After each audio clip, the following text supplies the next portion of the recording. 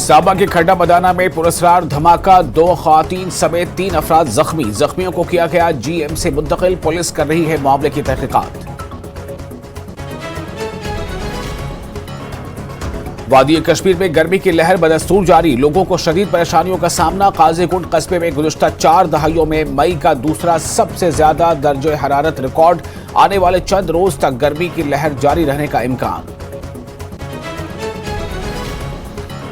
Jammu division में भी शदीद गर्मी की लहर, 43.5 डिग्री तक पहुंच गया है दर्जे हरारत। हेल्थ एडवाइजरी भी की गई है जारी, लोगों से गर्मी से बचने और ज्यादा पानी पीने की तलकीन।